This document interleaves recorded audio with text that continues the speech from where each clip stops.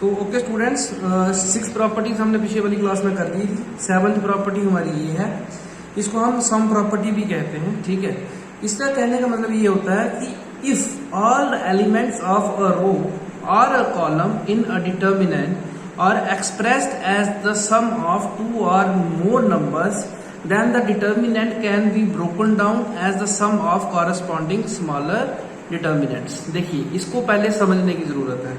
अगर मैं सपोज करो एक डिटर्मिनेंट लेता हूं, मैंने एक डिटर्मिनेंट लिया, ए डिटर्मिनेंट लिया, और उस डिटर्मिनेंट को कैसे लिया मैंने, 4 6 8 2 1 3 1 1 2। पहले मैं इसकी वैल्यू फाइंड करता हूं। ठीक है, तो वैल्यू कैसे फाइंड करूंगा, मैं इसको एक्सपैंड करूंगा। एक्सपैंड विथ आपकी चॉइस है, मैं फर्स्ट रो के साथ कर रहा हूं। तो मैंने एक्सपैंड कर लिया with the row first one. ठीक है, फिर इसकी वैल्यू फाइंड करेंगे। इसकी वैल्यू फाइंड करेंगे, मैं यहाँ पे लिख रहा हूँ उसकी वैल्यू। ये बन गया आपका 4 into -1 -6 into 1 plus 8 into 1। Expand करने के बाद मेरी वैल्यू आई -4 -6 plus 8 that is -10 plus 8 is equal to -2। तो ये मेरा एक डिटर्मिनेंट ए था।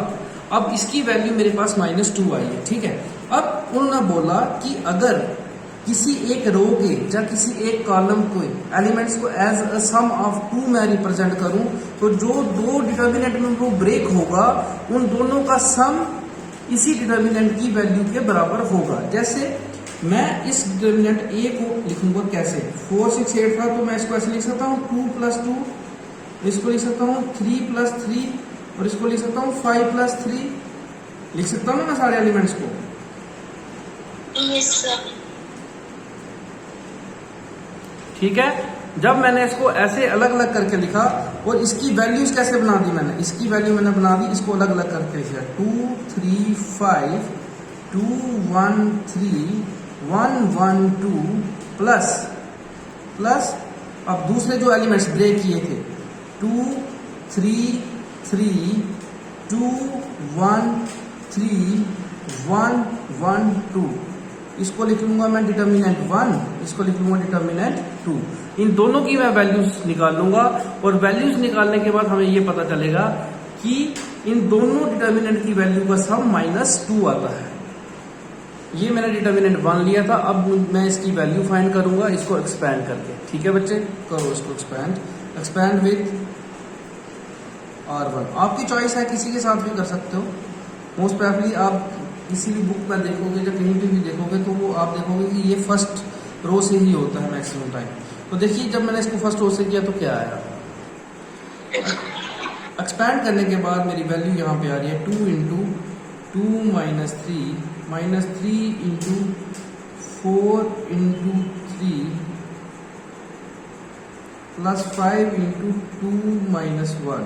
तो ये मेरा बना 2 into -1 -3 into 1 plus 5 into 1, that is -2 -3 plus 5 that is 0।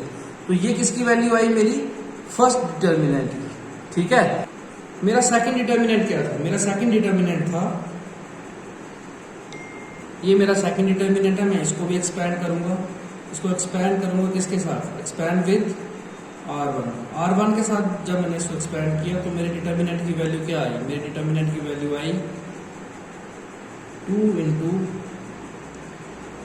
1 3 1 2 -3 into 2 3 1 2 plus 3 into 2 1 1 1। ठीक है, तो ये बना क्या, 2 इंटू 2 -3 इंटू 4 -3 प्लस 3 इंटू 2 -1। ये बना 2 इंटू -1 -3 इंटू 1 प्लस 3 इंटू 1। ये बना -2 -3 प्लस 3 इज इक्वल टू -2। तो यहाँ अगर आप ध्यान से देखोगे तो डिटर्मिनेंट 1 प्लस डिटर्मिनेंट 2 किसके बराबर आया, -2। 0 plus -2 that is -2, that is value of determinant A. तो इस तरीके से हमारी ये आइडेंटिटी भी प्रूव होती है। Is it clear to all? देखिए, हमारा फर्स्ट क्वेश्चन है, हमें डिटर्मिनेंट दी है x+ a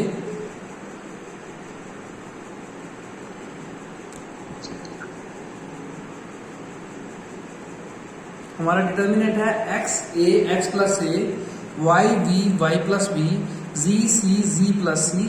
इसको हमने प्रूव करना है किसके बराबर है, ये 0 के बराबर है। ठीक है बच्चे। Yes, sir. Yes, sir. तो अब हम कैसे करेंगे, हम लेफ्ट हैंड साइड लेंगे पहले। हमारी लेफ्ट हैंड साइड क्या है, हमारी लेफ्ट हैंड साइड है x A x plus a, y b y plus b, g C ji plus c.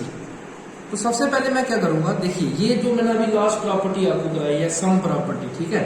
तो मैं क्या इसको ऐसे कर सकता हूँ, यूजिंग सम प्रॉपर्टी, जो मैंने लास्ट में आपको 7th प्रॉपर्टी कराई है, यूजिंग सम प्रॉपर्टी, क्या मैं इस डिटर्मिनेंट को ऐसे लिख सकता हूँ, X A x, why we Y, ji C ji plus X Y G, A B C, A B सी।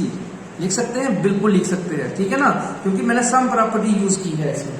समझ आ रही है बच्चे बात।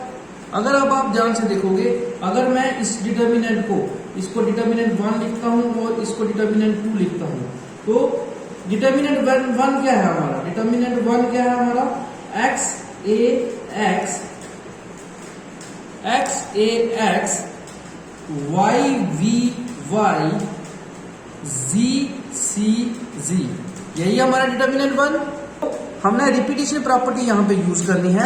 रिपीटिशन 3rd प्रॉपर्टी थी, जब मैंने आपको प्रॉपर्टीज कराई थी, उसमें वो कहता है कि अगर if all the elements of a row और a column in matrix are identical, identical मतलब सेम है, तो then the value of the determinant is 0।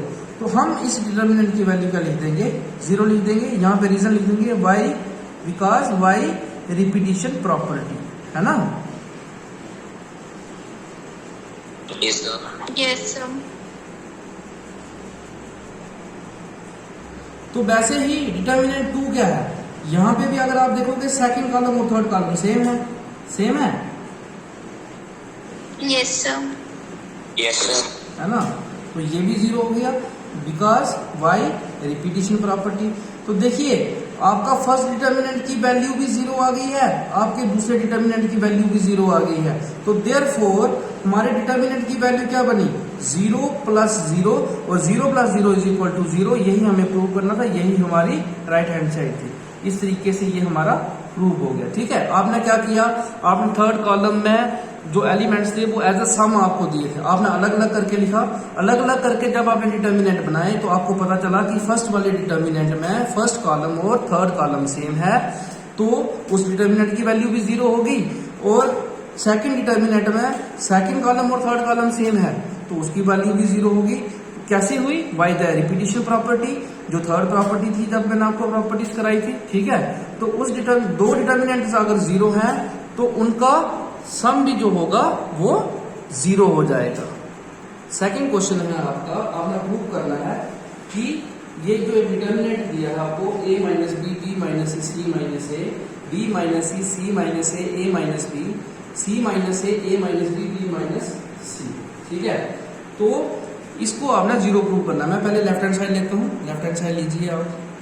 Left hand side क्या है हमारी लेफ्ट हैंड साइड यही जो हमें ऊपर दी हुई है। देखिए मुझे इसको 0 बनाना है। 0 बनाने के लिए अगर आपको कुछ याद होगा, सेकंड प्रॉपर्टी कराई थी मैंने ऑल 0 प्रॉपर्टी की। अगर एक रो में या एक कॉलम में सारे एलिमेंट्स 0 हो जाए तो उस डिटर्मिनेंट की वैल्यू 0 हो जाती है। ठीक है, तो अगर मैं यहाँ पे आपको बताऊं कि मैं ऑपरेट करूं किसको, R1 को ऑपरेट करूं as R1 plus R2 plus R3, मैं तीनों रोज को ऐड कर दूं। आप मुझे बताओ, देखिए ये A प्लस का है, ये माइनस का है, कैंसिल हो जाएगा। ये माइनस का B है, प्लस का B है, कैंसिल हो जाएगा। माइनस का C है, प्लस का C है, कैंसिल हो जाएगा। सारा क्या बन जाएगा, 0। तो ये बन जाएगा 0 0 0। तो सारी की सारी फर्स्ट रो क्या बन जाएगी हमारी, 0 बन जाएगी ना बच्चे। हाँ, तो अगर हमारी पूरी की पूरी फर्स्ट रो 0 बन जाती है तो बाय यूजिंग सेकंड प्रॉपर्टी, जिसको हम ऑल 0 प्रॉपर्टी कहते हैं, तो उस डिटर्मिनेंट की वैल्यू हमारी क्या हो जाएगी, 0 हो जाएगी। तो मैं ऑपरेट किया R1 को, कैसे ऑपरेट किया, R1 plus R2 plus R3। एक चीज आपने ध्यान में रखनी है, जिस रो या जिस कॉलम को मैं ऑपरेट करूंगा चेंजेस सिर्फ उसी रो में आएंगी, बाकी रोज और बाकी कॉलम्स वैसे के वैसे रहेंगे। और ये क्वेश्चन मैं आपको बार बार बोल रहा हूं कि प्रैक्टिस नहीं करोगे तो ये क्वेश्चन तुम्हें भूल जाएंगे, तो साथ साथ में आप लोगों ने इसकी प्रैक्टिस करनी है, ठीक है। इसको ऑपरेट करो, क्या किया, a minus b plus b minus c plus c minus a, b minus c plus c minus a plus a minus b, c minus a plus a minus b plus b minus c. तो मैंने आपको पहले ही बोला जिस रोज या जिस column में change होती है, ऑपरेट होता है, उसी में चेंज आती है, बाकी रोज और बाकी कॉलम्स एज इट इज ही रहेंगे, ठीक है। Yes, sir. Yes, sir. Yes, sir. ठीक है, तो अब आप ध्यान से यहाँ पे देखो कि ए प्लस का और माइनस का कैंसिल हो गया, बी माइनस और प्लस का कैंसिल हो गया, सी माइनस और प्लस का कैंसिल हो गया। इसी तरीके से ये सारे कैंसिल हो गए, आपकी पूरी की पूरी फर्स्ट रो क्या बन गई, 0 बन गई, बन गई। Yes, sir. Yes, sir. First row हमारी पूरी 0 बन गई, ठीक है।